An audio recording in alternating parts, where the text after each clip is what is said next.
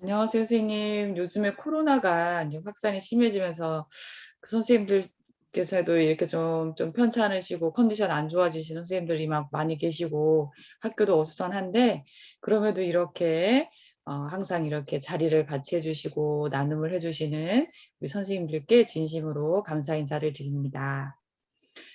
어, 네, 오늘 이 수업사례 나눔은 우리 황정호 선생님께서는 항상 저희 연구의 이 수업사례 나눔에 대해서 애를 써주시고 걱정을 하셔요. 이게 항상 잘 되고 계속 지속됐으면 좋겠다라고 한 따뜻한 마음으로 이렇게 또 오늘의 이 귀중한 시간을 마련해 주셨습니다. 그래서 황정호 선생님이 우리 손문탁 박사님을 이렇게 소개해 주셔가지고 오늘 이 수업사례 나눔을 진행하게 됐습니다. 이 자리를 빌어서 다시 또 우리 황정호 선생님께 진심으로 감사 인사드립니다. 감사합니다, 선생님.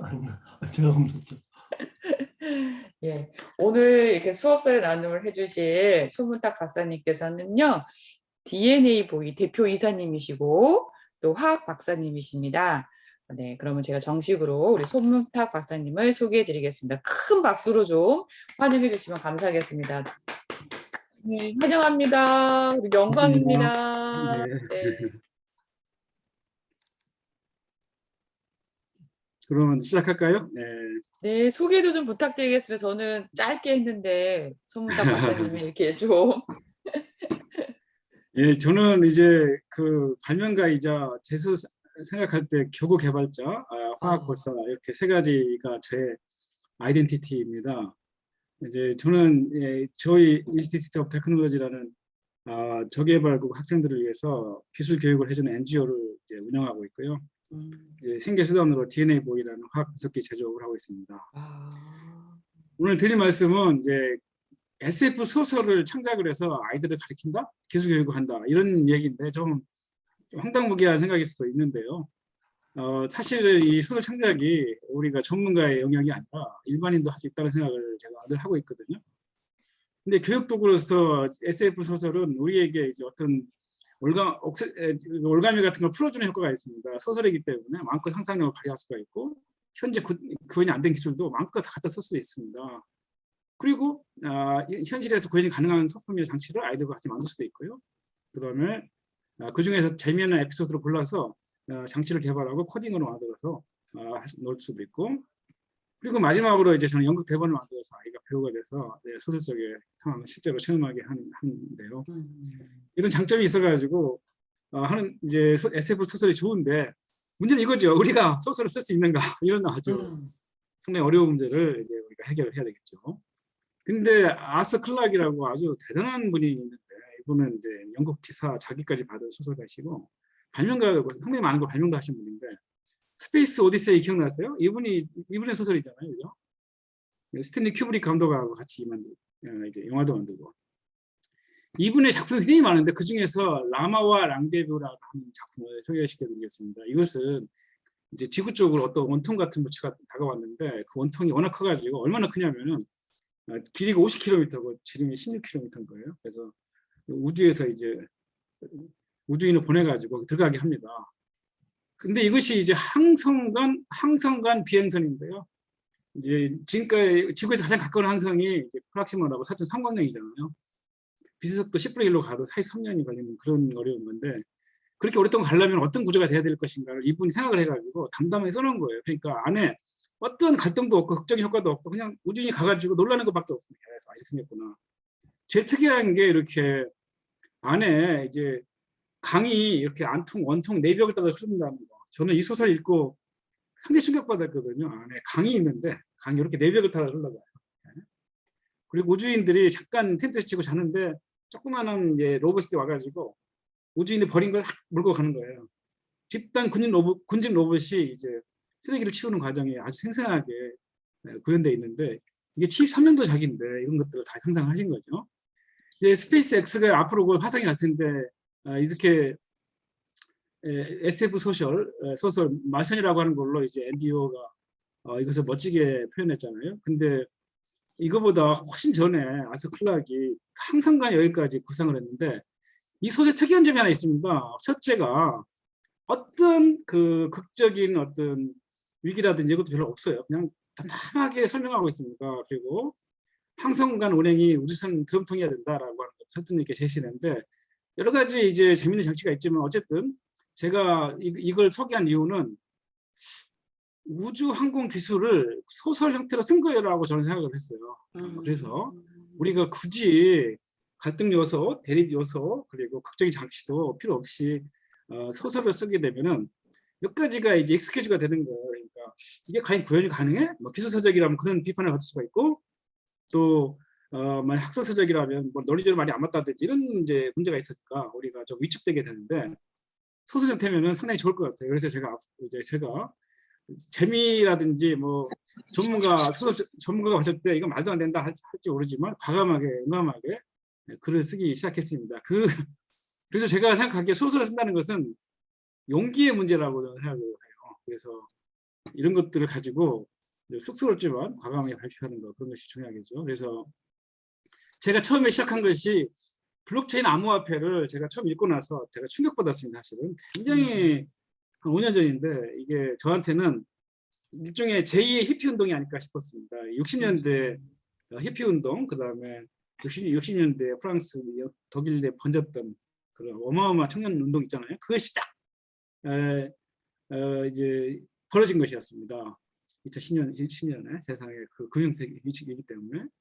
근데 그 안에는 정말 혁명적인 생각들이 많이 있었는데 기술은 좀 부차적인 거였습니다. 그래서 제가 이 생각을 꼭 아이들에 전하고 싶다라고 해서 상당히 이제 깊이 이 문제를 좀 파고들어 봤어요. 그래서 알고리즘을 보면 볼수록 멋진 거예요. 어떤 중앙의 통제 없이도 알고리즘이 서로 굴러가는 것이고 굴러갈 때 여러 가지 해커라든지 신뢰의 문제를 해결하기 위해서 채굴이라고 하는 경쟁을 통해 가지고 인간의 탐욕을 이용해 가지고 오히려 또 공정하게 만드는 그런 어마어마한 얘기들이 숨어져 있어 가지고 반드시 아이들에게 전하고 싶다 이런 결심을 했습니다. 그래서 제가 작동 원리는 무엇인가? 블록체인을 알겠는데 암호화폐는 또 블록체인과 어떻게 서로 연결되는가? 그리고 왜 신뢰할 수 있는가? 채굴이는 왜 중요한가? 그리고 발행은 누가 어떻게 하는가? 누가 통제하는가? 이런 것들을 가르치고 싶었는데 이것을 이제 제가 도무지 말로 설명할 수도 없고 강연으로 말할 수도 없었어요. 왜냐하면 너무 방대한 얘기니까. 그래서 제가 공상과학 소설을 창작하기로 하고 여러 가지 소품과 장치를 제작을 했습니다. 연극 대본도 만들고 학생들과 소설 낭독해 보기도 하고 마지막으로 소설 안에 있는 여러 가지 장치들을 실제로 만들었어요. 그래가지고 공연도 해보고 했습니다. 그래서 모티브는 이렇습니다. 제가 탄자니아에 가서 봉사를 하는데 어마어마한 새집이 많더라고요. 이 새집 크기가 거의 뭐 마티즈 한 대 정도 되는 그런 크기예요. 새집이죠. 근데 이 새집이 배짜기 새라고 그러는데요. 이것을 소시어브 위브라고 부릅니다. 그러니까 서로 집단으로 이렇게 배를 짜는 애들. 왜 배짜는 말이 붙었냐면은 다른 새들은 꽂거든요. 까치도 그냥 가지를 꼽는데 얘네들은 꼽은 다음에 횡으로 이렇게 위빙을 하는 거예요. 그러니까 평직이라고 그래가지고 이런 애들은 얘네밖에 없는 거예요. 그래서 대단한 강한 구조물을 만드는데 여기서 제가 재밌는 글을 읽었는데요.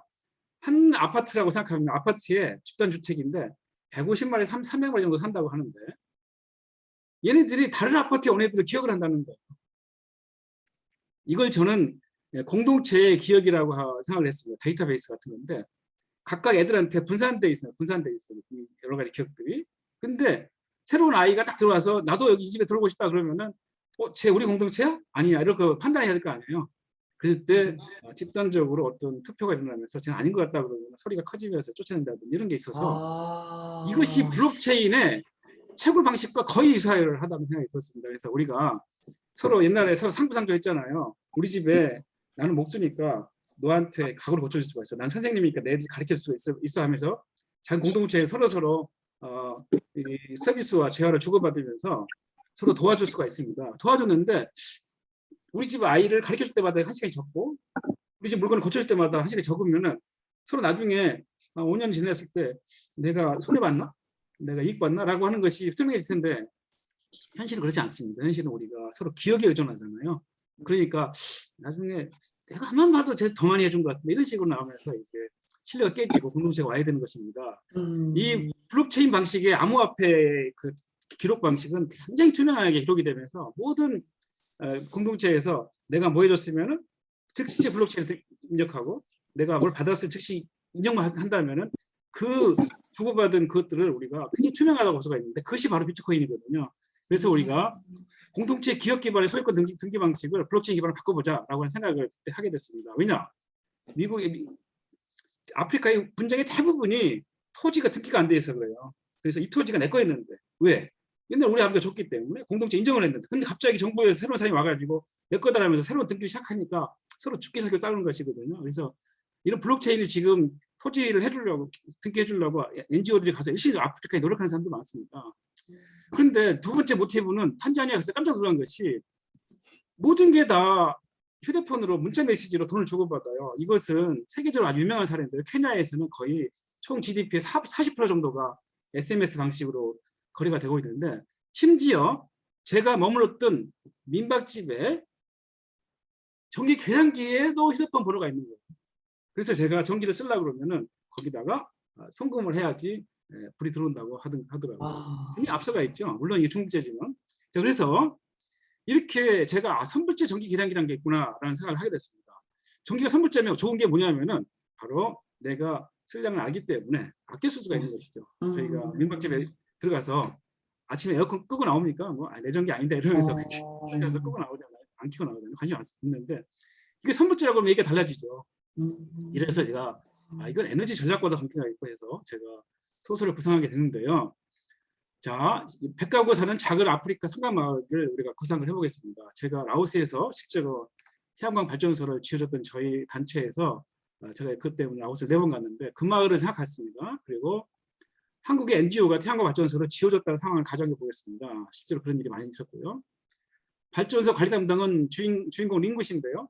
스와힐리어 사전을 찾아가지고 임명하면 이제 스와힐리어로 여러 가지 임명이 나오는데 그 중에 찾아낸 것입니다. 링구시가 뭐 님보, 바두루 다 아프리카의 이제 스와힐리어 동쪽의 이름들이에요.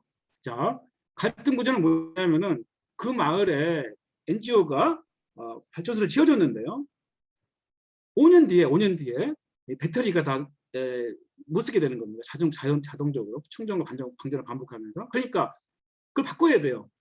그 큰 배터리가 30개 정도가 넘는데 그걸 바꾸려면 거의 1,000만 원이 들어갑니다. 반드시 5년 동안 주민들은 반드시 그것을 축적을 해가지고 마치 감가상각비처럼 분명히 그걸 저축을 해야 되는데 대부분의 상황에서는 공짜로 쓰기를 바라기 때문에 5년 뒤에는 배터리 교체 비용이 없고 전기를 쓸 수 없는 상황이 벌어지는 게 상당히 많은 현실입니다, 실제로. 그러니까 이 전기를 갑자기 이 NGO는 이제 이 경우는 JIT인데 발전소 지어주고 전기 계량기를 우리가 보통 딱 키면 전기 들어가야 되는데 거기에 코인을 충전을 해야만 전기가 들어오게 돼 있는 거죠. 그럼 마을 사람들 화가 나지 않겠습니까? 이거 뭐야?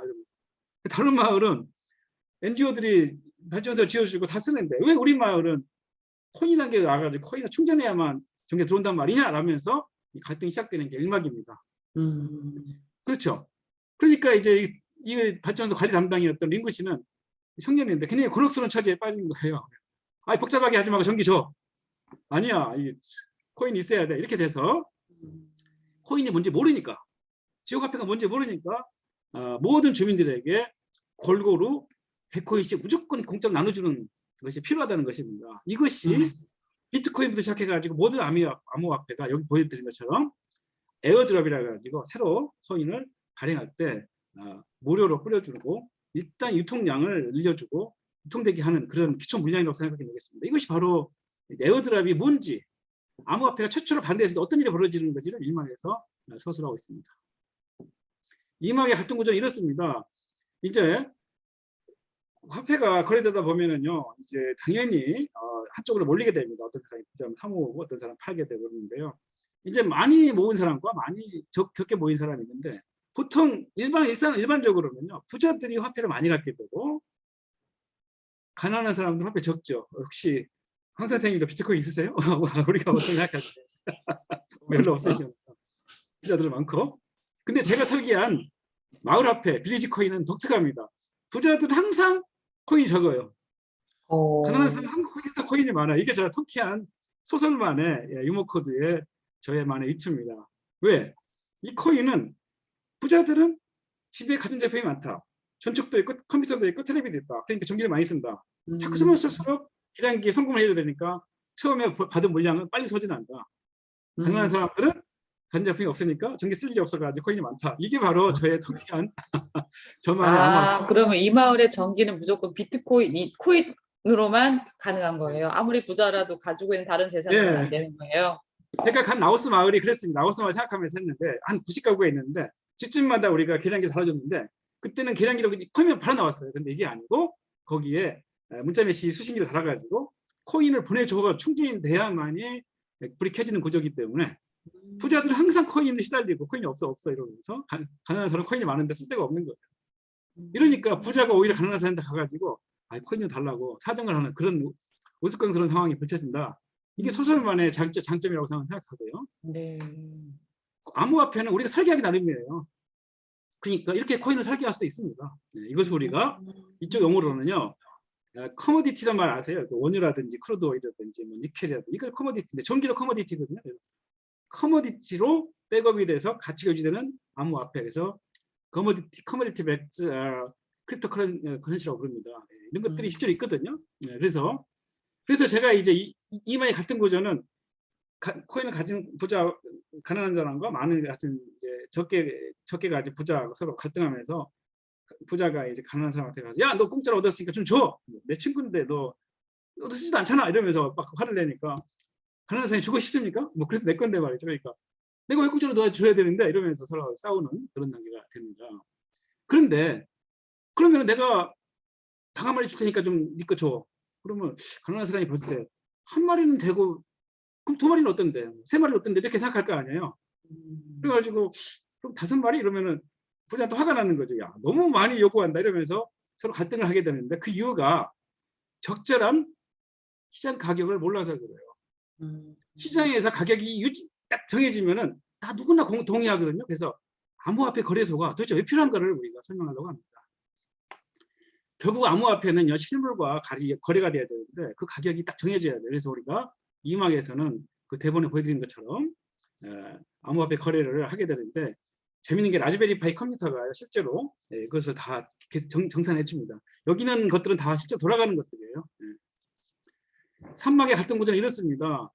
이제 마을화폐는요 설계될 때부터 일단은 지급이 됐다가 전기를 통해서 이렇게 회수하는 구조가 됩니다. 우리가 추석 때 한국은행에서 돈을 풀었다가 다시 또 결국 회수가 되잖아요. 채권을 발행해서. 그런 것처럼 똑같은 구조가 되어 있는데 결국은 마을사는 돈이 점점점 고갈되고 마을화폐 계정을 자꾸 돈이 증가되니까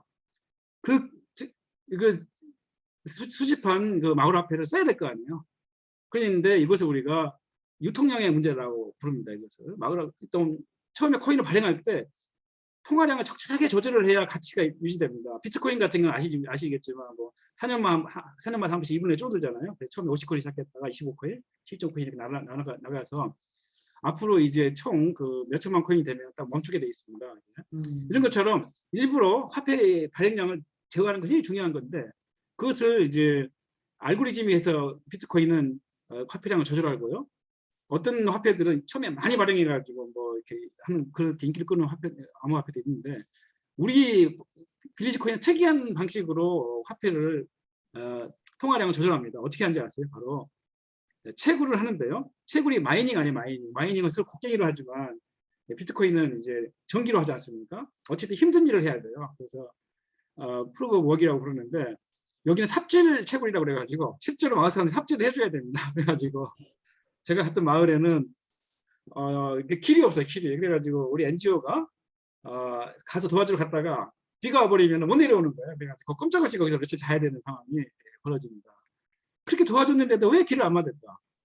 밑에 계곡에는 돌이 많거든요. 돌로 까면 되는데 로마 시대에도 로마 병정들은 자갈을 깔아가지고 포로 로마로라는 길을 만들었는데 왜 이 사람들은 그 2000년이 흘렀는데도 길을 안 만들까요? 항상 제 의문이 그거였습니다. 바로 동기부여가 안 됐던 것이죠. 여기 동기부여는 뭐냐면은 전기를 썼습니다. 한 번 쓰면 전기 끊을 수 없는 게 전기예요. 그 편리함 어떻게 있겠습니까? 그런데 갑자기 코인이 줄어들기 시작하면서 코인 부족이 시달리면은 코인 나눠준다는데 왜 공동 마을 사업에 참여를 안 하겠습니까?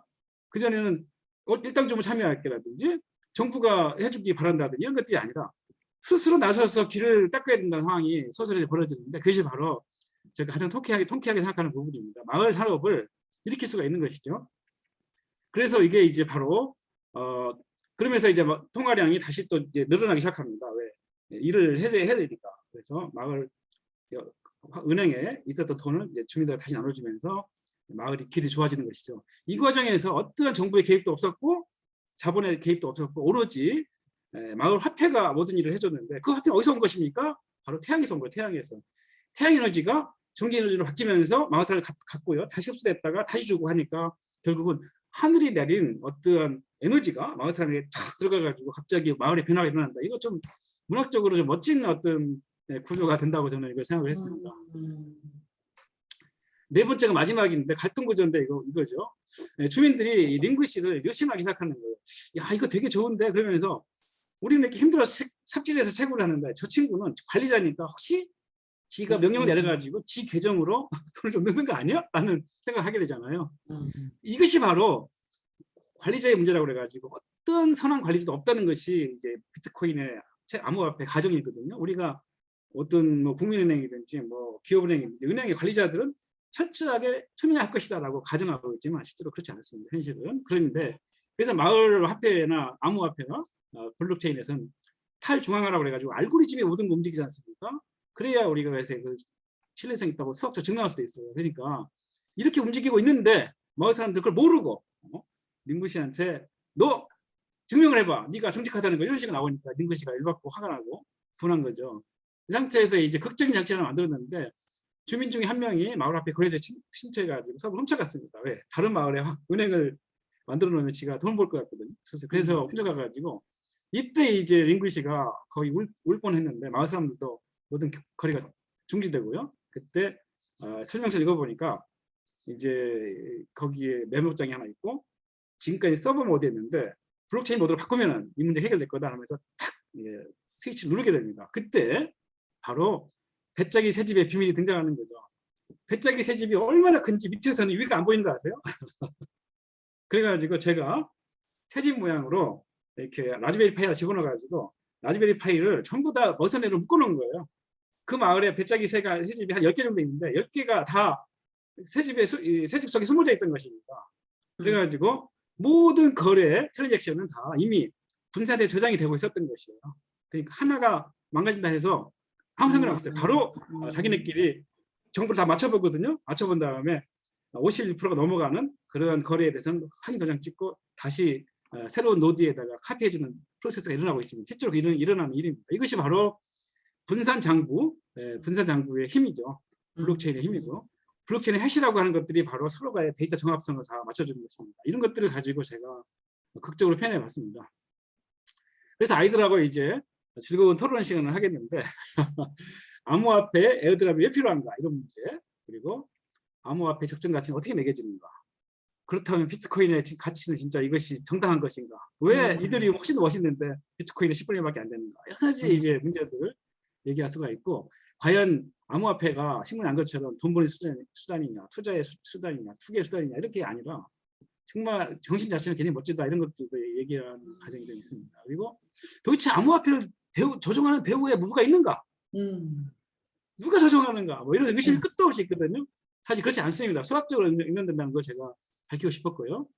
그리고 암호화폐가 왜 신뢰성이 있는가? 왜 보건성이 있는가? 예를 들어서 암호화폐를 채굴자들이 노드를 운영하는데 채굴자들이 바로 탐욕스러운 개인들이거든요. 우리 같은 사람들입니다. 이 사람들이 돈을 벌어보려고 비트코인을 채굴해 보려고 그렇게 열심히 하니까 탐욕스러운 개인들이 모이면은 그 집단들은 더 이상 탐욕스럽지 않고 상당히 공정해집니다. 그게 민주주의 원리이기도 하고요. 이런 것들을 우리가 가리키고 있습니다. 그런 다음에 수학적으로 가장 중요한 게 해시 함수거든요. 해시 함수 때문에 블록체인이 이루어지는 것이고 신뢰성이 보장되는 건데 이것들을 아이들에게 쭉 전달하고 싶었어요. 그래서 제가 올려드린 것처럼 소설을 만들었고요. 이제 이렇게 아트센터 나비에서 이걸 공연을 만들어줬습니다. 그래서 제가 처음으로 이런 본격적인 연극 무대를 한번 올려보는 그런 기쁨도 한번 맛봤고요. 그 외 여러 곳에서 이제 이것들을 공연을 했었습니다. 이분들이 이제 나비센터 직원이신데 이분들이 참 선남선녀시죠. 전문 예술가들은 이게 상당히 그 대본을 만드는 대본을 멋지게 소화하시더라고요. 그래가지고 그러면 박사님의 대본을 이 전문 그 배우들이 나비 아트센터에서 공연해 주신 거예요? 예, 이 전문 예술가들입니다. 예술가들. 그 이제 미디어 아트라고 이제 행위 예술 비슷한 것 같더라고요, 이분들이. 그러니까 그래가지고 이제 이분들 배우를 해주셔가지고 관객도 많이 오시고 블록체인 전문가들도 많이 오셔가지고 제가 처음으로 작가가 된 경험을 했습니다. 저는 이게 어머나. 전혀 작가라고 생각했는데 저 자신이 진짜 제가 작가의 오. 밤이었습니다. 그래서 어머나. 저는 이제 그냥 단순히 블록체인을 소개하고 싶었는데 이렇게까지 네. 사태가 발전한 거예요. 와. 이것은 유튜브에 올라 있습니다 지금. 그리고 여기 안에 도명 마을화폐 거래소도 보이시죠? 제가 그 네네. 공연장에 저희 팀이 가서 실제로 마을화폐 거래소를 지었습니다. 아, 그러면 배짝이 새 집의 비밀이라고 유튜브에 치면은 동영상이 있는 건가요? 그 연극을 볼 수 있는 그렇더라고요. 건가요? 저도 몰랐는데 이분들 올려놓으셨더라고요. 네. 그래서 이제 소설에 등장하는 장치를 제작하는 것이 있는데 라즈베리 파이로 이 안에다가 이제 그 문자 메시지 수신기를 달아야 되는데 옛날 못 쓰는 폰 하나 붙여놓고요. 그 폰에 와이파이 연결해가지고 폰이 SMS 수신하면은 라즈베리 파이가 받아가지고 마을 사람들 계정을 문자로 처리합니다. 지금 여러분 암호화폐 살려면 어떻게 사시는지 아세요? 빗썸 같은 데 가입해가지고 사야 되죠. 그리고 나서 네. 남한테 팔고 싶으면 또 빗썸에 들어가서 팔아야 될 거 네. 아니에요? 이것은 그게 네. 아니고 문자 메시지로만 구동이 됩니다. 그러니까 문자 컴퓨터도 필요 메시지. 없어요. 이것은 제가 어디서 아이디어를 얻었냐면 아까 처음 말씀드린 것처럼 탄자니아는 문자 메시지로 케냐 같은 경우 전 GDP의 40% 이상이 SMS 거래로 이루어진다고 말씀드렸잖아요. 그 엠페사라고 부르는데 엠페사 모바일 머니라고 그래가지고 굉장히 유명한 사례입니다. 탄자니아 가보신 분들이 깜짝 놀라는 게 바로 이런 거예요. 망고 하나 살라고 해도 사더라도 엠페사로 쓰면 돼요. 공항에서 엠페사로 바꾸면 휴대폰에 충전돼 있거든요. 서로 QR코드도 아니고 문자 메시지로 가게 주인의 휴대폰으로 그냥 보내면 돼요. 얼마 보내면. 차감이 딱 되고 구분하고 차가 딱 올라가는 게 바로 현장에서 보입니다. 세상에서 엄청 가장 편리한 결제 수단이 되겠어요. 편리한 거. 그걸 만드신 거예요, 우리 박사님께서 실제로 빌리지 코인이라는 것을. 엠페사를 만들었지. 엠페사는 이제 보다폰이라는 데서 만들었고 이거 저는 이제 라즈베리 파이에서 코딩을 해가지고 파이썬 코딩해서 만들었습니다. 또 하나 중요한 게 선불처 전개 계량기인데요. 이런 계량기를 만들어가지고 이 계량기에는 휴대폰으로 연동돼 있어가지고 문자 메시지 보내면은요 계량기에 충전할 수 있습니다. 그래가지고 32코인 있지 않습니까? 이러면 전기가 딱 들어와요. 그러면은 전류 센서를 달아가지고 이 아두이노가 있고요. 측정해가지고 쓴 만큼 에너지로 바꾸고요. 시간 적분해가지고 적분한 이 에너지를 이제 1kW당 1코인씩 줄어들거든요. 그러니까 탁 올라갈 때마다 코인 쭉쭉 줄어드는 게 보여요. 그래가지고 나중에 0이 되면 전기가 딱 끊어져 버립니다. 그러면은 전기 쓰다가 끊어지면 열받잖아요. 그러면 코인을 구해야 될 거 아니에요. 구하려면은 이제 가난한 사람한테 자기가 가진 현물을 팔아야 돼요. 뭐 닭을 주든지 감자를 주든지 그래가지고 코인을 가져와야 되니까 이 마을은 부자로부터 가난한 사람이 흐릅니다. 여러분 우리 사는 현실은요. 가난한 사람의 부가 부자한테 몰려갔죠. 이것은 정반대. 저 나름대로의 파라다이스를 꿈꾸었습니다. 그리고 마을 화폐 거래소를 만들어야 됩니다. 왜냐하면 아이들과 함께 뭐 액티비티 하려고 그러면은 실제로 마을 은행을 만들어줘야 좋거든요. 그러니까 제가 이제 이런 것들을 Y자를 엄청 만들어가지고 제가 진짜 직소로 잘라가지고 나사를 연결하면 이렇게 아름다운 구조물이 만들어지고 여기에 태양광 패널을 붙이고 라즈베리 파이 안에 놓으면 이게 마을 화폐 거래소가 되는 것입니다. 그리고 아이들을 위해서 조그만 수첩을 만들었거든요. 수첩이 블록체인이라고 하는 것이 말에 블록이 체인으로 연결되어 있잖아요. 그래서 이게 한 블록입니다. 실제로 블록체인 들여다보면은 블록 번호, 넌스 값이라고 하는 게 있고요.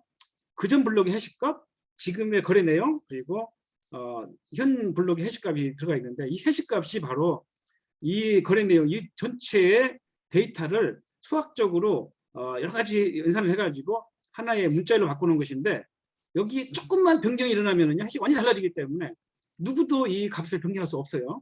만약에 이걸 변경한다 쳐더라도 이 블록이 수많은 채굴자들에게 분산돼서 존재하기 때문에 모든 채굴자의 주소를 일일이 방문해가지고 집에 들어가서 모든 컴퓨터, 예를 들어 비트코인 10만 개 채굴자를 다 방문해가지고 10만 개 컴퓨터 다 바꾸지 않으면은 변조가 불가능할 정도로 신뢰성이 높은 것이죠. 이것을 아이들에게 이제 하기 위해서 이제 제가 이걸 하는데 비트코인은 10분마다 한 번씩 연산이 일어나지 않습니까? 그러니까 아이들에게 딱 10분 정도의 풀만한 수학적인 문제를 만들어 놨어요. 더하기, 빼기, 나누기 같은 걸 가지고. 그래가지고 이 안에 6자리 해시값을 구하기 위해서 종이와 연필로 열심히 계산해야 됩니다. 그래서 제가 만약에 내가 이 물건을 샀다라고 하는 그런 거래 내역을 여기다 쓰고 A bought 뭐 트럭 이렇게 가지고 그러면은 그것을 여기 시프트 시키면은 6자리로 만들어지거든요. 그걸 가지고 해시값을 계산하는 그런 과정인데 대략 한 애들이 풀어보면 한 5분에서 10분 정도 걸리더라고요. 느린 애들은 15분 걸리고 빨리 푼 애가 그 채굴에서 1등하는 것입니다. 하루가 1440분인데 비트코인이 10분마다 일어나니까 하루에 140번씩 이런 일이 계속 반복되고 있습니다. 그래서 이걸 이제 저희 애들한테 이해시키기 위해서 제가 모노폴리 게임을 컴퓨터로 만들어가지고 보시면 이제 모노폴리 해보셨어요? 이렇게 하와이에 뭐 모텔을 사다 뭐 이런 게 있고요. 그 다음에 뭐 어디 가서 섬을 사고 뭐 이런 것들이 있는데 저는 이것을 교육적으로 안 맞는 것 같아가지고 가난한 마을에서 당신이 NGO로 요원으로 투입됐다면은 무엇을 할 것인가? 그 마을의 경제를 활성화시키려고. 그러니까 처음에 뭐 좋다고 막 마을 사람들 휴대폰 하나 사시고 이러면 안 될 거 아니에요. 예산 한정돼 있어요. 그러니까 처음에 해야 될 거 당연히 트럭을 하나 사가지고 그 마을의 농산물을 시장에 갖다 팔고 뭐 이런 식으로 해야 되니까 난 전략이 있습니다. 그래서 제가 전략을 짜가지고 트럭을 산 팀은 점점 이제 이 어떤 입증된 마을 부흥 그 데이터가 있거든요. 그래가지고 그 코스로 간 애들은 점수가 높고 안 애들은 이제 낮아지는 그런 게임인데 버튼 딱 누르면은 자동으로 말이 딱 갑니다. 말이 하이라이트 되거든요. 그러면 내가 이 트럭을 살 것인가 말 것인가 결정해야 돼, 팀이. 근데 뭐 이런 전략 없이 아무거나 사버리면은 점점 낮아지는데 만약에 A팀이 트럭을 샀다라고 하는 트랜잭션이라고 하는 거래가 생겼다고 칩시다. 이것을 우리가 모노폴리 하게 되면은 돈을 받잖아요. 그리고 말을 올려놓잖아요. 기억나십니까? 말을 올려놓고 이것은 내 거다라고 하지 않습니까? 이것이 우리가 소유권 증명이라고 부르는 것이고요. 그 소유권 증명을 하는 것 행위를 우리가 모노폴리에서는 플라스틱 조각을 얹어놓고요. 그리고 나서 내가 돈을 주잖아요, 상대방에게. 아니면은 지나가는 사람한테 통행료로 받고 이런 이제 거래가 일어나는데 그런 거래들이 전부 다 소유권 증명이 먼저 돼야 돼요. 그래서 모노폴리는 비트코인이나 블록체인을 교육하기 굉장히 좋은 교재라고 저는 생각을 했습니다. 그래서 제가 이런 거래가 일어난다 하면은 소유권을 블록체인에 기록해야 되겠어요. 그러려면은 채굴자 풀이 있는데 그게 바로 한 반 아이들입니다. 한 반에 한 20명 있다 그러면은 20명이 전부 다 채굴 경쟁을 해야 돼요. 그리고서 이겨야 되는 거예요. 그래서 제가 초콜릿 중에서 이렇게 금색이 나는 초콜릿, 동그란 초콜릿을 준비해가지고 그게 비트코인처럼 생겼어요. 그래서 금화처럼 그래가지고 아이들에게 아까 말씀드린 이걸 종이를 나눠주고 이제 A 보처 트럭을 해시값을 구해봐라 하는 거예요. 그럼 컴퓨터로 딱 누르면 이제 선생님한테는 이 보이거든. 캐시값이 QSV, JKA라고 하는 게 컴퓨터가 계산한 것이고 아이들이 일제히 계산을 시작합니다. 근데 머리가 좋은 아이들은 금방 계산해내니까 손 딱 들어요. 그러면 뭔데 그러면 QSB, JKA입니다라고 말하면 그 학생이 바로 최고의 승리한 것입니다. 그러면 그 학생에게 암호화폐를 하나 나눠주고 모든 사람이 박수를 치고 그 학생이 앞으로 나와가지고 그 거래를 블록으로 새 블록 생성할 수 있는 권한을 줍니다. 그리고 그 블록에다가 그 학생 이름을 주면 영원히 그 블록체인이 존재하는 한 그 학생의 자랑스러운 이름도 같이 기록될 것이에요. 그래서 딱 누르잖아요. 그럼 이 화면이 나면서 이게 제네시스 블록이라 해가지고 최초의 프리비시 해석값이 0이고 이 해식이 0이 존재하고 이때 이제 A가 뭐 호텔을 샀다, 뭐 A가 뭐 폰을 샀다, B가 트럭을 샀다 이런 정보들이 쭉 이제 나열되면서 해시가 여기서 이 해시가 여기로 가고 여기 이렇게 하면서 이게 블록이 체인으로 이렇게 연결돼 지그재그 연결되는 것이 생생하게 보이는 게임이 바로 블록체인 암호화폐를 이용한 브리지코인 게임이 되겠습니다. 이것도 소설에 나오는 얘기를 그대로 이제 반영한 것입니다. 그래서 이제 연극을 여러 번 해봤는데 이게 글라스고에서 했던 연극인데요. 이제 유럽 한인 과학자회가 주최했는데 이제 대부분의 아이들이 이렇게 암호화폐 거래소를 만든 것을 되게 재미난 체험으로 했고요. 피지컬 액티비티가 있어가지고 그리고 나서 해시하면서 계산이 재밌었다는 애들이 많았어요. 그래서 이 학생들 주로 이제 교포 자녀들인데 되게 학구적이어가지고 그 복잡한 해시하면서 계산을 굉장히 여러 번 하고 싶어 했습니다. 그리고 이제 모노폴리 게임을 이 블록체인 게임을 했다는 게 굉장히 재밌었어요. 이런 교부들이 생각보다 소설도 재밌었지만 뭐 했다고 실제 연극도 재밌었다라고 하는 생각보다 적었습니다. 말이 잘 안 통해가지고 우리말을 못하는 아이들이 많아가지고 뭐 잘 이해를 못했어요 사실은. 어쨌든 그런 문제도 있었습니다. 그래서 여기까지가 일단은 제가 잠깐 쉬었다 하겠습니다. 어떠세요? 이런 얘기들을 일을 했는데 그 다음에 제가 이제 현재 작업 중인 닭소리 번역기를 간단히 말씀드리고 끝내겠습니다. 네. 일단 선생님도 반응이 좀 궁금하네요. 너무 훅훅적으로 정보를 많이 쏟아내가지고. 동경 선생님 어떠신지 한 말씀 좀 해주세요. 박사님을 위하여 어떠신지 피드백. 예. 네, 저는 이제 블록체인 그걸 하거든요. 이제 그 마이닝도 해보고 스테이킹 뭐 이런 것들 많이 다 해봤는데 그 개념들이 이렇게 쏙쏙들이 이해가 돼서 참 좋았던 것 같습니다.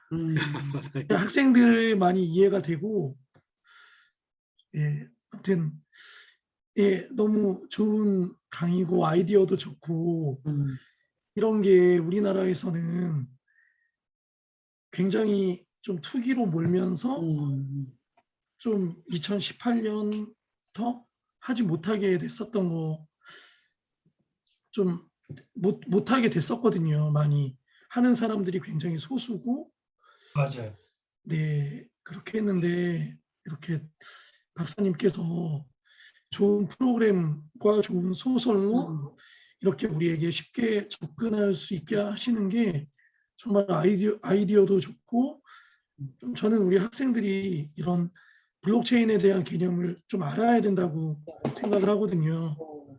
네, 그래서 타임스크립트 이런 것도 아이들이 좀 해봐라 많이 권하는 그런 스타일인데 네, 어쨌든 우리 박사님 너무 감사합니다. 아이고 기쁩니다. 예. 저도 상당히 박사님 이제 툭툭 치고 나가서 많은 얘기를 하셨는데 그 관심 있는 거는 그 우리나라 애들은 이제 윷놀이하고 어렸을 때 좀 유럽 애들은 그 게임 그 유태인의 그 부조리에서 그 중간에 뭐 트럭 이런 것도 있었지만 그 유엔이 제정하는 그 지속 발전한 골 12국가지의 타켓을 이렇게 잡아서 여러 가지 국제 글로벌한 그 마인드도 하시고 블록체인의 기본 개념인 채굴이라든지 데이터 마이닝이라든지 이런 것이 다 녹아져 있는 게 너무 감사한 것 같습니다. 예. 서희 선생님도 한 말씀 좀 우리 우리 연구회 MZ 세대. 아니 저는 들으면서 너무 충격을 받았던 게 저도 얼마 전에 블록체인 관련한 책을 읽었는데 저도 이제 손문탁 박사님께서 말하신 것처럼 이게 기술의 의미도 있지만 그 안에 약간 되게 인문학적인 그러니까 저 요즘에 제가 학교에서 민주주의를 가르치고 있는데 계속 블록체인이 생각이 나더라고요.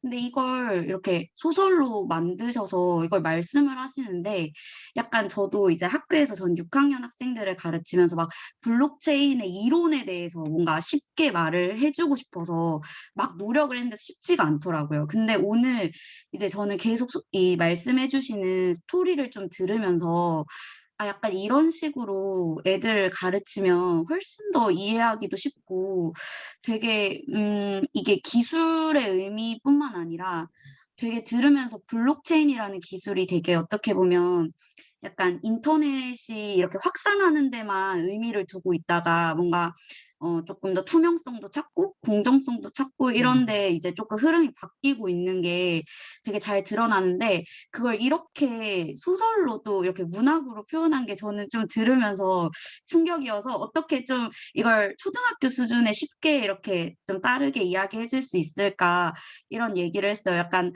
새밭이 듣는 느낌으로 너무 재밌게 집중해서 들었습니다. 정말 진짜 대단하신 것 같아요. 그죠. 진짜 대단하시. 네, 저 약간 너무 어떻게 이런 생각을 하시지? 그러니까 저만 충격이 아니었군요. 저는 처음에 들어서 충격이었어요. 그래서 나만 충격은 혹시 아닐까 했는데 선생님들까지도 같이 공감해 주시니까 저도 피로가 풀리는 것 같습니다. 선생님들이 편하게 이런 거 써주니까. 저도 피로가 풀리고 있습니다. 그리고 우리 손누아 선생님께서 또 피드백을 올려주셨어요. 채팅창에. 재밌습니다.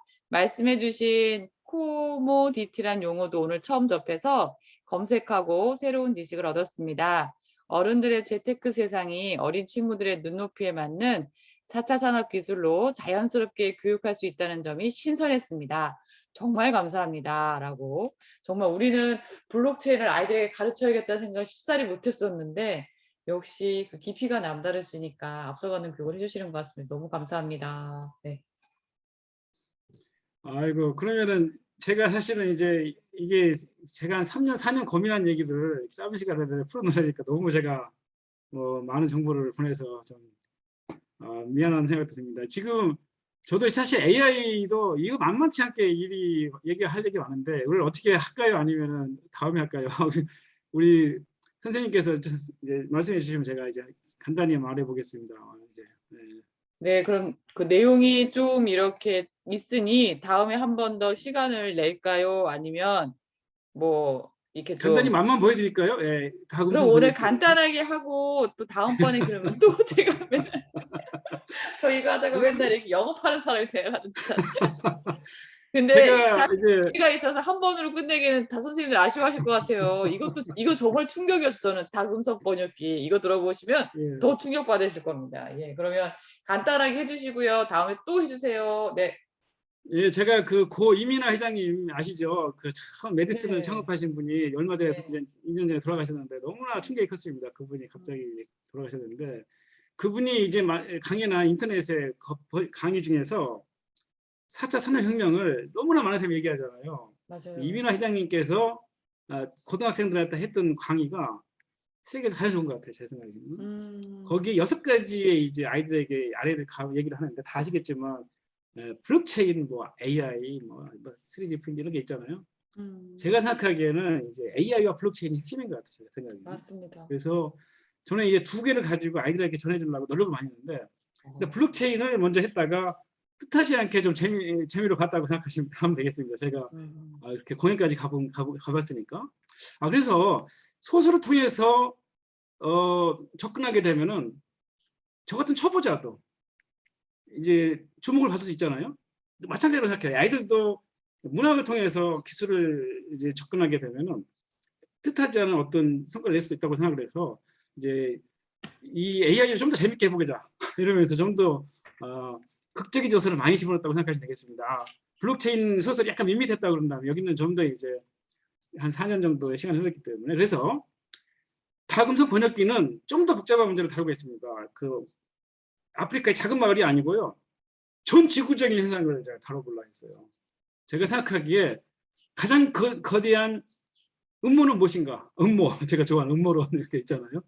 그게 이제 우리의 비만, 암, 뭐 당뇨, 고혈압 이런 것들이 다 제가 생각하기에 어떤 식품 산업, 축산 산업에 거대한 음모가 있다라고 일단 가정을 하는 거예요. 소설가답게. 그럴 수도 있을 것 같아요. 경제사는 어떤 노과학자가 그 문제를 도전을 합니다. 거대 축산기업, 거대 식품기업, 뭐 네슬레라든지 뭐 아시겠죠. 이런 기업들에 도전하기 위해서 제가 핵심을 공략하는 거예요. 핵심을. 그중에 제가 닭의 문제를 한번 생각해 봤어요. 닭의 문제. 닭은요. 사실 제가 생각해 만병의 근원이라고 생각해요. 우리 몸의 근원이에요. 우리 몸에. 닭 튀김이나 닭 프라이 이런 것 때문에. 그러니까 제가 이 문제를 극복하는 방법으로서 AI와 닭 언어를 이용해 가지고 이 사회적 문제를 해결해 보겠다라고 생각을 했습니다. 그래서 아이들하고한테 제가 전달하고 싶은 기술은요. 닭이 생각보다 단어를 많이 구사를 합니다. 지금 알려진 것만 해도 24개거든요. 그리고 그 닭 단어 데이터셋을 만드는 사람들이 많아요. 지금까지 약 12개 정도 만들어져 있습니다. 그리고 AI 모델을 훈련시킬 수가 있어요. 현재 기술로는 이게 신텍스가 아니거든요. 그래머도 없어요.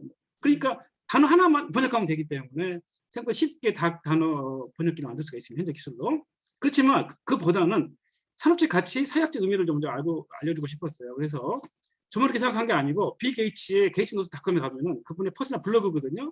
이분 이런 사진이 끝도 없이 올라와요. 이분은 실제로 서아프리카 가가지고 작은 규모의 닭장을 만들어주는 일을 합니다.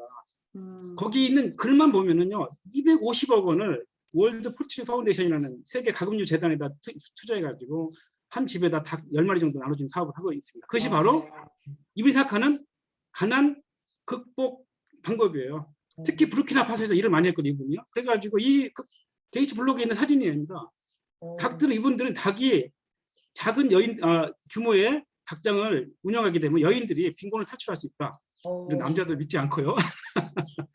남자들은 이 치킨 바이크라 해서 굉장히 유명한 바이크입니다. 그래서 이걸 가지고 아내가 키운 닭을 팔러 가는 그런 장면이 나오고 있습니다. 이런 것들이 다 제가 게이츠노트닷컴에서 읽은 것들이에요. 또 하나 모티브는요. 영국의 스타 요리사 아시죠? 제이미 올리버. 기자 자기로 받았습니다. 이분이 채널사에서 혁명적이고 폭발적인 어떤 반응을 일으킨 프로를 했는데 아주 음식을 맛있게 해서 치킨 요리를. 근데 이 치킨 요리를 어떻게 내가 가져왔냐라고 말을 하면서 보통 요리사들은 아주 평화로운 뭐 토종 마을에 아주 아름다운 그 닭 농장에 가가지고 건강한 닭을 가져오잖아요. 이 맛있는 닭을 여기서 가져온 거예요, 여기서. 그런데도 맛있잖아요. 그러니까 우리가 이것 때문에 영국 사회가 겪은 충격이 상당했거든요. 이 채널4 프로그램을 호주에 수입하려고 했는데 호주 가공육 업자들이 다 반대해가지고 방송이 중단된 적이 있습니다. 이게 제가 아는 한 영국의 촉산이 바뀌는 계기가 돼가지고 스몰 스케일 폴트리가 등장하면서 보통 한 500수 정도 이하가 되면 작은 스케일을 하는데 그것이 계기가 됐고요. 이렇게 저가의 햄버거 있잖아요. 색깔이 빨간 거. 이것은 다 세이블 오일이라 해가지고 닭을 갈아서 이제 부산물로 만드는 이런 것들도 다 경각심을 일으켰습니다. 그래가지고 이분이 이제 이쪽에 흔히 스타고요. 모티브 4는요. 이 여학생이 왜 오바마 대통령하고 같이 사진 찍었냐 이 말이에요. 이 여학생이 어느 날 엄마랑 같이 병원에 갔다가 엄마가 치료를 받는 동안 보형 복도를 거닐다가 이 포스터를 본 거예요. 포스터가 지금 보시면 TGIF라든지 아웃백이라든지 뭐 버거라든지 버거킹이라든지 이런 데서 다 소송을 당했어요. 왜? 고온 플러스 단백질 플러스 당 하면은 바로 헤테로 사이클릭 아민이 생겨가지고 그 아민이 발암물질이고 생식기관에 영향을 미친다는 것이 알려져가지고 미국 소비자연대에서 이 단체를 이 거대한 기업들 상대로 해서 모든 햄버거 뒤에다 이런 경고문을 붙여라. 당신이 먹는 햄버거에는 헤테로사이클릭 아민이 있는데 이걸 먹게 되면 네가 발암이 생기고 생식기관에 문제가 생기고 심지어 버스트 디펙트 기형아를 낳을 수 있다라고 하는 경고를 붙여라고 이런 소송을 걸었다는 거예요. 소송을. 그래서 이게 사례도 있어요. 이게 사례가. 이거 보시면 버거킹은 졌어요. 그래가지고 포기하고 붙였다고 합니다. 이런 포스터 읽어보고 엄마가 나한테 닭을 많이 구워주는데 엄마는 이 사실 아는가라고 질문이 생길 수밖에 없지 않습니까? 어떠세요? 이게 지금 테드톡인데요. 엄마는 이거 사실 알아?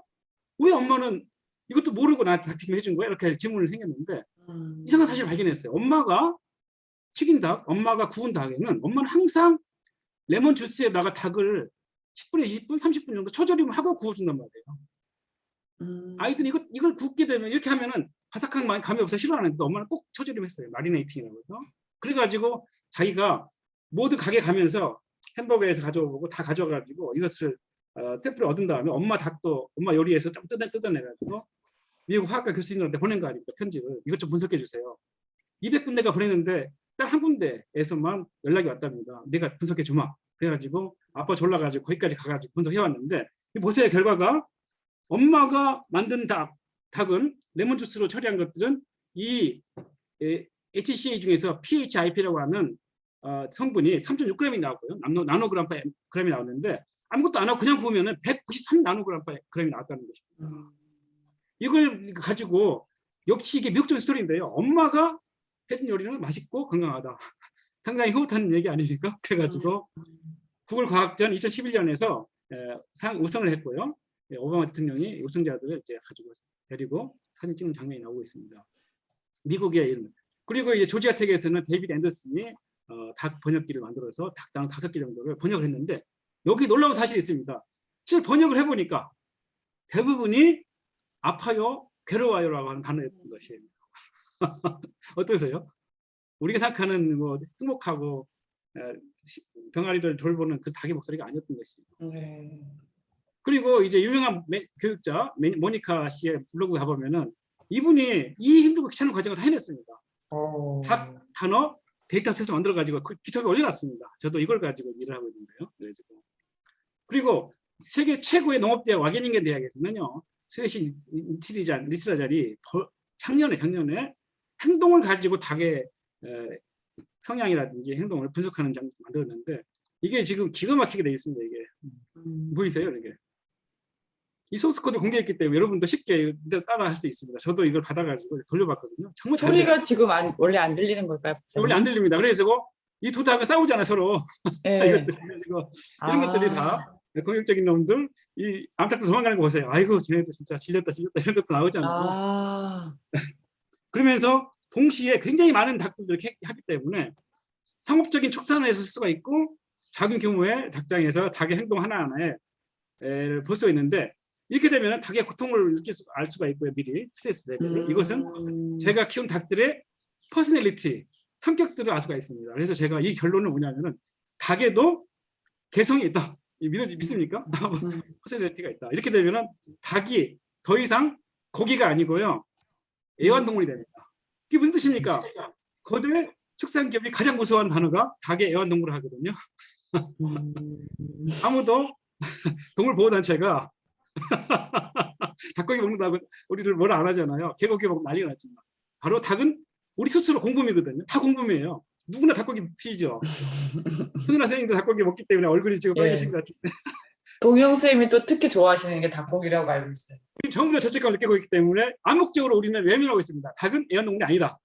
닭 고기다 하는데 이걸 보시면은 닭의 기성이 있어요. 그러면서 이제 닭은 굉장한 사회적 동물이구나 알고 보니까. 그래서 이걸 이용해 가지고 제가 공장식 축산 업계 거대한 산업입니다. 닭이 5조고요. 소가 3조고 돼지가 3조고 소가 2조라고 합니다. 우리나라가. 닭이 훨씬 더 커요. 이 거대한 산업에 도전장을 내밀려고 한다면 바로 핵심부를 공격을 해야 됩니다. 바로 가장 무서워하는 단어가 무엇입니까? 그분들이 바로 닭은 개성이 있다. 이게 바로 소설의 모티브라고 하는 것입니다. 그런데 와게닝겐 대학에서 했을 때는요. 닭의 행동을 가지고 동물의 닭의 성향을 분석했어요. 행동을 해보니까 저도 따라 해보니까 한계가 있는 거예요. 그래서 닭의 음성이 바로 가장 중요한 것입니다. 음성에서는 굉장히 많은 다양한 개성이 나타나거든요. 그래서 제가 닭 번역기를 만들어야 되는데 안타깝게도 현재 최고의 발전된 닭 번역기는 미국 조지아텍에 나온 건데 5단어밖에 안 돼요. 5단어밖에. 그래서 이걸 해결하려면 어떻게 됩니까? 소설입니다. 소설. 소설을 하면 모든 게 영서가 되잖아요. 그래서 소설에서 자그마치 닭의 데이터셋을 300가지로 클래식하게 분류가 가능한 데이터셋을 만들었다고 이제 나와 있잖아요. 그걸 발견한 노 과학자가 이거 어떻게 했느냐? 바로 맥쿼리 대학에서 몇 년 전에 발표한 얘기가 닭은 똑같이 울음소리가 있는데 우리 귀에는 똑같은 소리가 들리는데 뉘앙스한 게 있어가지고 우리도 말 가지고 하는 말과 말하는 말 다르잖아요. 아버지가 방에 계시다고 아버지 가방에 계시다 다르지 않습니까? 이런 것처럼 닭은 뉘앙스를 이용해가지고 굉장히 다양하게 변화시킨다는 연구가 있었습니다. 그걸 제가 모티브로 삼아가지고 닭은 300개의 단어를 말할 수 있다. 뭐 이런 식으로 과감하게 가정을 하고 들어가는 것인데 이 과학자가 이걸 발견한 순간 데이터셋을 공개하고 싶지 않은 것이에요. 만약 공개했다가는 너무나 사회적 파장이 크잖아요. 그리고 실제로 닭을 가지고 요리하시는 분들, 닭을 가지고 생존 유지하는 얼마나 많습니까? 그러니까 닭은 자기는 30개만 공개를 하게 됐는데 이것을 미국의 동물복지단체, 전투적인 동물단체가 이것을 탈취해가지고 이제 그 공개하는 바람에 실시간으로 한국의 양계장에 설치했는데 무선 마이크를 설치한 거예요. 무선 마이크. 그래가지고 이 무선 마이크 오디오 스트림이 뉴저지까지 가고 뉴저지에서 그 GPU 달린 컴퓨터로 실시간으로 닭원을 번역을 해가지고 전 세계에 팟캐스트 같은 걸로 스트리밍을 했는데 결과가 뭔지 아세요? 절대 행복하고 너 잘생겼다 우리 편안하지 이런 소리가 아니었고요. 죽겠어요. 괴로워요. 목 아파요. 살려주세요. 이런 것밖에 없었다는 것입니다. 이것이 이제 전 세계를 경악에 빠뜨렸다는 것입니다. 그러면서 어마어마한 반성이 일어난다 이런 게 소설 속에서 있는 것인데 그래서 이제 거대 양계기업에서는 사람을 파견해가지고 이 데이터셋을 30개만 공개했는데 이 정도면 300개 공개하면 어떻게 되겠습니까? 그러니까 노 과학자 집에 사람을 보내가지고 데이터셋을 파괴하려고 오만 여러 가지 일이 벌어지는 것이고요. 정부 당국은 은근히 이제 양계기업을 흔든다 이런 식으로 제가 우리는 정부에 좀 미안하지만 이런 식으로 설정이 돼 있고 이제 올간지 기자가 이제 아주 영리한 사람이 있는데 이분들 이제 보호하고 이런 식의 구조를 만든다고 하는 것입니다. 그래서 데이터셋 중심으로 좁고 좁게 스킬 방식으로 만들어봤어요. 이제 여기에 이제 제가 닭의 빅데이터셋이 한국에서 구축되다 이런 것이 있고요. 그것을 뉘앙스에 따라서 변한다는 것을 알아내고 원로 과학자가 닭의 거대 데이터셋을 구축해 버렸는데 이것을 가지고 이제 그 결과 너무나 괴로운 대화였어요. 닭의 대화들이 그래가지고 이제 이런 것들이 있고 이막에서는 이제 도시농업 기자가 과학자를 만나가지고 이 도시농업은 어떻게 된 거냐면 제가 실제로 여기에 가본 적이 있었기 때문에 생생한 기억이 나서 이걸 그렸고요. 동물복지 조직원이 데이터셋 일부를 구했는데 데이터 아규멘테이션한 게 있거든요. 그래서 가지고 여러 가지 변형을 해가지고 데이터량을 늘려가지고 실제로 스트리밍했는데 여기서 이제 문제가 생긴 거예요. 실제로 약간 과장이 있는 거예요. 원래 데이터가 아니기 때문에. 그래서 이 단체는, 동물 복지 단체는 약간의 이제 문제를 안고 있습니다. 왜냐하면은 네가 과장했다라면서 소송이 걸릴지도 모르는 그런 상황이 벌어지기 때문에 이 사람들은 어떻게든 이제 나머지 데이터셋을 구하지 않으면 자기네가 지금 법적으로 문제가 당할 것 같아서 결사적으로 이 데이터셋을 찾아 나서려고 한국까지 영혼을 파견하는 그런 상황이 되겠습니다. 그래가지고 뭐 여러 문제로 이제 뭐 굉장히 많은 이제 이것이 있는데, 이것이 이제 학생들과 같이 저희가 데이터셋을 가지고 줄거리 설계할 때 가장 즐거운 시간이죠. 얘들아 이거 어떻게 가볼까? 경로가 여러 가지가 있어요. 해피엔드 끝날까? 거대 양계 기업을 파괴해버릴까? 그러면은 BBQ 치킨을 하시는 수많은 분들은 어떻게 살아? 이런 것도 있고, 사회적인 파장과 또 정의, 복지, 또 동물 인권까지는 아니지만 동물 복지 문제들 이런 것도 다 고려해서 어떤 경로들을 다 밟아가야 되는데, 결국 학생들마다 자기 성향이 있을 거라고 생각해요. 어떤 학생들은 닭을 애완동물까지 만들어 가는 학생들도 있을 테고, 어떤 학생들은 고양이 식산을 미워해가지고 그쪽에다가 이제 좀 타격을 가하자라는 사람도 있고, 뭐 거대 동물 기업이 딱 이제 화해를 해가지고 이제 우리가 좀 복지에 힘쓰겠다 이런 식으로 나갈 수도 있는 여러 가지 단계가 있겠죠. 그래서 이런 일들을 제가 그동안 3년 동안 이제 치밀하게 준비를 해왔습니다. 그래서 이것들이 바로 제가 닭을 키우는 것이고요. 여기서 마이크 달아가지고 닭의 수많은 데이터를 얻어내는 그런 것이고, 사료와 음용수 자동으로 공급하고 있고요. 이런 것은 이제 이렇게 안 해놓으면 도무지 데이터셋을 얻을 수가 없어요. 바쁜데 닭을 어떻게 키우겠습니까? 이런 것도 있고, 이런 카메라 달려가지고 닭 행동량을 분석하고요. 그리고 나서 이제 음성 전 단계로 동물 행동을 이제 검출하기 위해서 라게닝겐 대학 팀처럼 저희가 닭장에 닭 사진을 100장 촬영하게 하고, 이제 데이터 주석 소프트에서 닭 하면서 100장에 해당돼서 라벨링을 하는데, 아이들하고 해보면 이게 한 30분 정도 걸리더라고요. 그래서 꼼꼼한 애들은 금방 라벨링을 하고, 이제 치밀하지 않는 애들은 한 50장만 하고 포기하면 데이터가 이제 정확도가 줄어들고 이런 상황이 벌어집니다. 그리고 나서 닭 사진과 주석을 데이터셋을 만든 다음에 업로드해서 욜로 V5로 훈련시켜가지고, 이제 제가 이 사이트 제 블로그에 다 올려놨거든요. 그래서 거기 욜로 V5에다가 올리기만 하면 자동으로 닭 행동 검출기가 만들어지고, 아까 봤던 영상이 닭 추적 영상이 만들어집니다. 그리고 이것들은 이제 모니카가 올려놓은 사이트인데요. 애들 어디 갔니? 이런 거 있어요. 애들 어디 갔냐 보실래요? 네. 이게 애들 어디 갔냐? 소리가 좀 작게 들리는 것 같은데요. 조금. 그러세요? 그게 애들 공유가 어디 혹시 갔니가 됐을까? 이런 것도 있고요. 이제 그 다음에 이제 이게 가장 자랑스러운, 이게 알랐어요. 나 알랐어. 이게 닭이 가장 프라우드한 순간이라고 합니다. 나 알랐어요. 네. 저는 닭을 키우고 있으니까 얼마나 이게 이제 그 소리 큰지 모르겠어요. 닭의 특이한 행동 중에 하나가 TBT라는 단어가 있고, TB팅. 이게 TBT. 먹을 것을 지렁이를 발견하면 아까워서 못 먹어요. 아까워서. 먹으면 떨어뜨리게 돼요. 바로 안 먹고, 제가 땅강아지를 줘봤는데 땅강아지를 딱 물잖아요. 안 삼킵니다. 물고 배 떨어뜨려요. 도망가면 또 물고 또 떨어뜨려요. 끝을 반복하는 행위를 우리가 TB팅이라고 그러는데, 이거 뭐냐면은 애들아 모여라, 맛있는 거 같이 먹자예요. 이게. 어머나 훌륭해라. 닭들이 얼마나 사회적인 동물이라는 것을 우리가 알 수 있습니다. 이게 바로 그냥 어머나 정말. come, let's eat together예요. 이게. 어머나 신기해. 먹는 거 나누는 거 진짜 어려운 일인데 그죠 동물들이. 이런 단어도 있어요. 혹시 너 먹을 거 있니? 나한테 나눠주고 먹을 거 있니? 이게 이거고요. 하늘에 매가 떴다. 하늘에 매가 조심해라. 좀 특이하죠. 이게 매가 떴다는 얘기예요. 야, 그리고 이거 되게 맛있다. 이런 단어도 있어요. 이거 되게 맛있다. 그리고요. 그만해. 나 그만 괴롭혀. 주로 수탉이 암탉을 막 쫓아다닐 때 제발 그만해. 이런 단어도 있고요. 그 다음에 특히 제가 닭을 키워보면은 닭이 알을 낳을 때 가장 센시티브 하거든요. 생각보다 진통이 긴 닭이 있어요. 금방 알을 못 낳고 30분씩 알이 나왔다 들었다 하면서 고통을 당하는 아이들이 있는데, 그때 어둡게 해줘야 되니까 그때 제가 문을 열잖아요. 그러면 닭이 딱 째려보면서 하는 말이 있어요. Privacy please. 진짜입니다 이게. 나 건들지 마세요. 근데 날카롭죠? 날카롭잖아요. 이게 Privacy please 하면서 딱 문 열면은 딱 째려봅니다 놈들이. 그래서 두 번째, 알을 낳고 싶은데 네스팅 플레이스가 다 꽉 찬 경우가 있어요. 그러면은 뒤에 올라온 닭들 밟고 다니거든요. 그럴 때 밑에 있는 닭이 나 알 낳고 있잖아 이렇게 뭘 한마디 하면 나도 알 넣고 싶어라는 단어가 있어요. 나도 알 넣고 싶어. 어머나, 빨리 진짜. 빨리 나와. 이런 단어가 있습니다. 그래가지고. 오. 나도 좀 어머나, 알 좀 낳자. 신기해라. 어머나, 신기해라. 나가 놀자도 있어. 나가 놀자. 이런 식으로 합니다. 그래서 이런 단어들을 이제 모니카 씨가 재미있게 올려놔가지고 한 음성당 5개 정도 올려놨더라고요. 이것이 데이터가 아직 부족하지만 엣지인포스닷컴에 가가지고 음성 번역기 프로젝트 시작해가지고 하나씩 차근차근 하시면 됩니다. 예.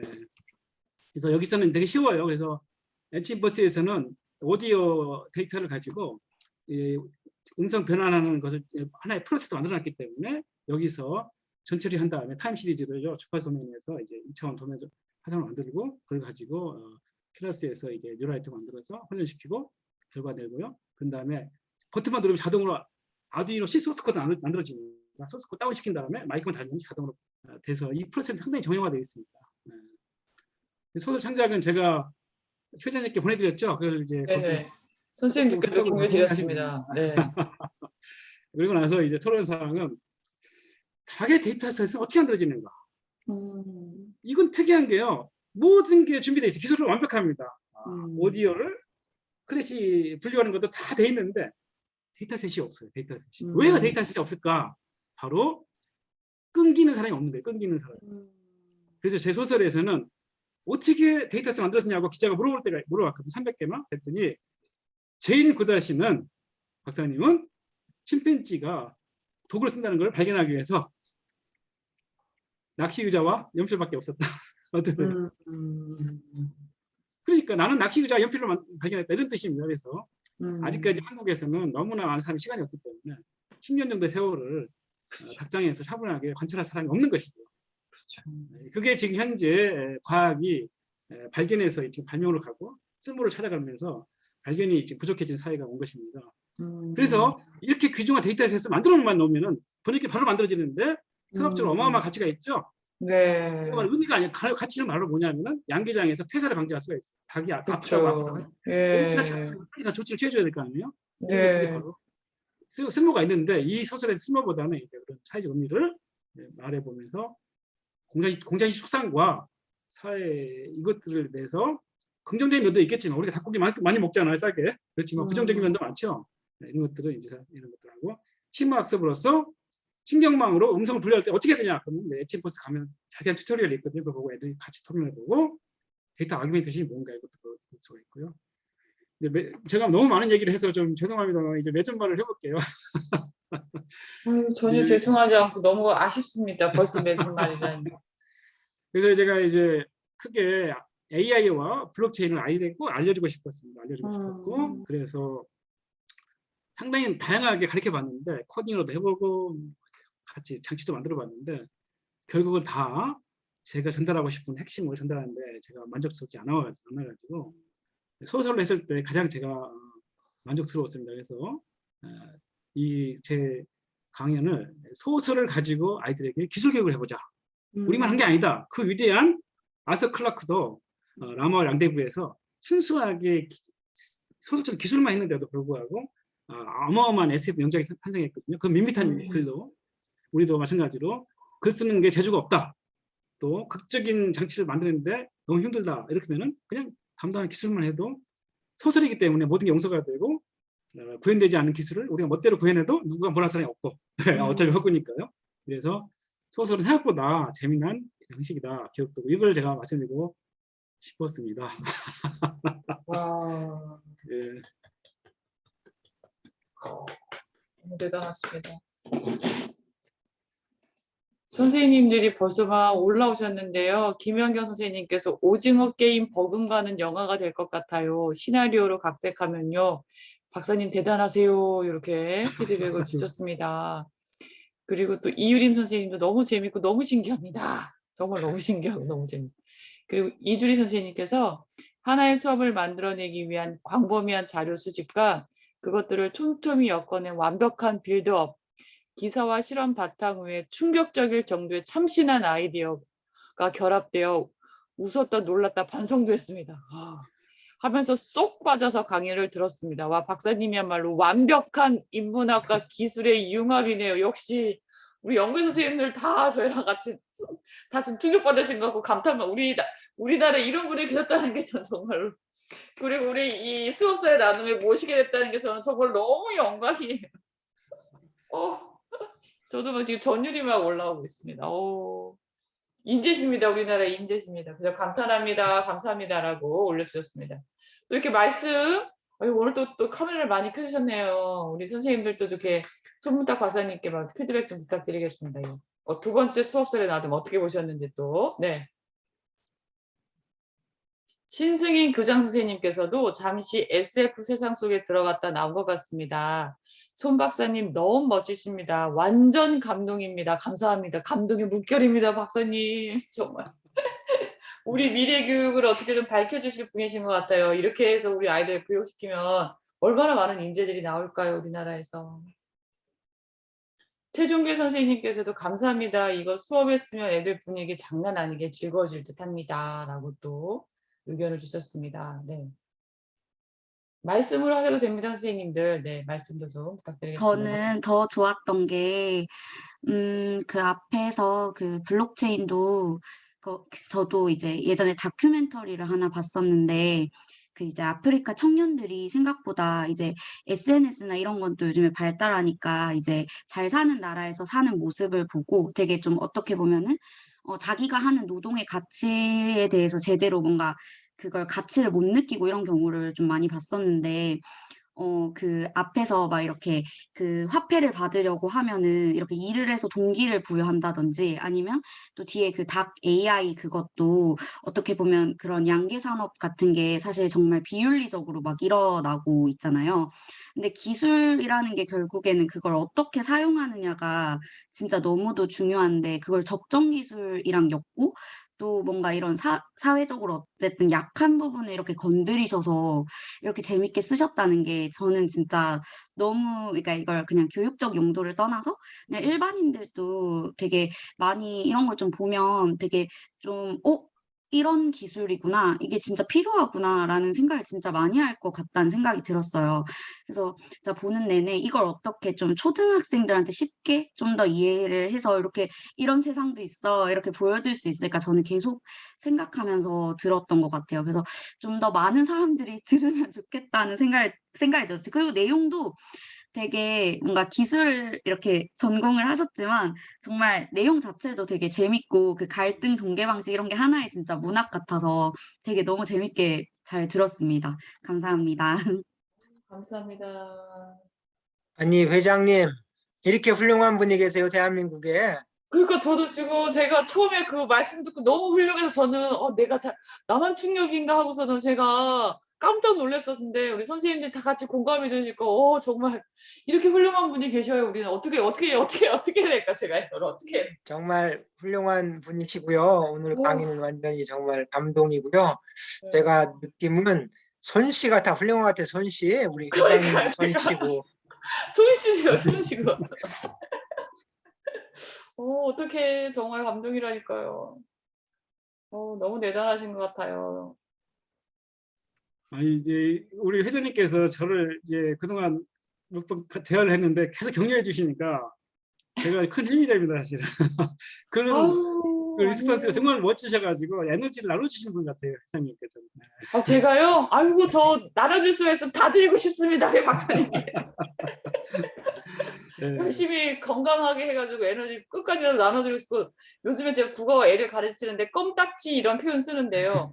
진짜 박사님께 껌딱지처럼 붙어가지고 이렇게 그냥 계속 우리가 같이 가고 보통 싶어요. 이제 독서나 영화 감상처럼 우리가 지식을 이제 소비하고 습득하는데 좀 익숙하고요. 창작하는 걸 좀 싫어하거든요. 네, 그래서 지금 이런 것들은 전부 다 이제 그 양 관점 바꿔서 창작하려고 애들을 유도하는 것인데 창작이 좀 더 이제 힘들거나 또 외롭거나 아니면 비판 같은 데서 좀 예민해집니다. 그래서 국어 선생님인지 손윤아 선생님 같은 그렇게 멋진 리스폰스 해주시면은 학생들이 정말 재밌어할 것 같아요.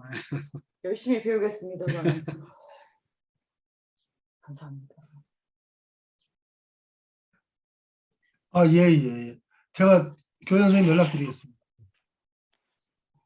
우리 바쁘신 교장 선생님인데 저 교장 선생님이 손문탁 박사님 한번 초대하고 싶으신가 봐요. 근데 제가 교장 선생님한테 연락처 토스해드리겠습니다. 예.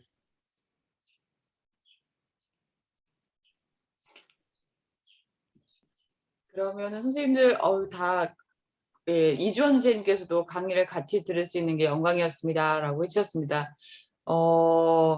그 질문이나 혹시 더 하고 싶으신 말씀 없으실까요?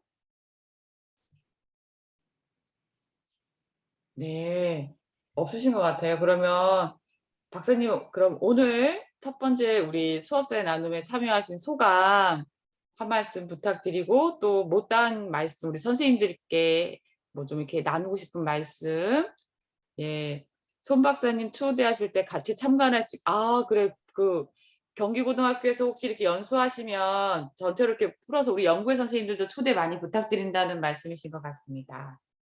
김영영 선생님도 공유해 달라고 하셔서 아마 초대하실 것 같아요. 오늘 문탁 선생님 완전 유명해지실 것 같아요. 더 유명해지시기 전에 봉준호 감독님하고도 이렇게 연결되시면 시나리오로 해서 우리 K 그 영화도 이게 하고 계셔가지고 또 응원 드리겠습니다. 또 저희 연구에서 뭐 이렇게 또 도와드리거나 뭐 미흡하지만 뭐 응원 필요하시면 말씀해 주시면 이 모든 선생님들께서 소문탁 박사님 하시는 일은 아마 다 응원하실 것 같습니다. 네, 그러면 마지막으로 한 가지 여쭙고 싶은 건 박사님께 연재해서 우리나라 미래의 융합교육이라고 해야 될까? 미래교육에 나아갈 방향에 대해서 한 말씀 좀 부탁드리겠습니다. 저는 그렇게 거창한 얘기를 하기는 힘들고요. 단지 제가 강조하는 것은 기술은 앞으로 보편화되고 이제 기계가 또 기술을 운영할 거기 때문에 이제 저는 인문학적인 또는 스토리텔링 같은 이런 이제 우리가 그동안 기술과 상관없었던 것들이 좀 더 주목을 받는 세상이 올 거라고 생각합니다. 그래서 이렇게 이제 제가 소설이나 문학 그리고 인문학 또는 사회학 이런 것들을 가지고 기술을 풀어내려고 노력을 많이 하는데요. 사실 오늘 현직 교사님들로부터 피드백을 받기는 오늘 처음인 것 같아요. 제가 사실. 예, 지금까지는. 그래서 뜻밖의 저를 격려해 주시니까 정말 감사하다는 말씀드리고 싶고 이 선생님들이 저 같은 사람의 이런 문제의식을 공감해 주신다는 게 너무나 기쁘고요. 그만큼 이제 이 연구회가 진짜 멋진 조직이 아닌가 이렇게 또 생각을 합니다. 정말 감사합니다. 네. 감사합니다. 그 문탁 박사님께서 저번에 그 창작 되게 중요하다고 전화 통화하다가 말씀해 주셨는데 그쯤 저희도 이제 연구회에서 에세이집 뭐 이렇게 만들고 미래교육 청소 만들려고 막 이렇게 계획하는 중이었는데 또 그런 말씀 해주셨어요. 외국에서는 스토리텔링도 중요하지만 창작 클럽 같은 게 많다고 그렇게 말씀해 주셨던 것 같아요. 그래서 거기서 다시 한번 힘을 얻어서 저희도 이렇게 좀 창작을 좀 더 열심히 해볼 수 있도록 하겠습니다. 우리 문탁 박사님 바쁘신 와중에도 저희 연구회 선생님들께 좀 많은 자문과 앞으로도 또 좀 많은 정보와 자주 이렇게 오셔서 또 나눔해 주시면 너무나 감사하겠어요. 저는 껌딱지처럼 딱 붙겠습니다. 네, 그러면 네, 늦은 시간까지 또 함께 해주신 선생님들 너무 감사하고요. 오늘도 좋은 수업을 나눔해 주신 박사님 정말 감사드리겠습니다. 네, 안녕히 계세요. 네. 감사합니다. 고맙습니다. 감사합니다.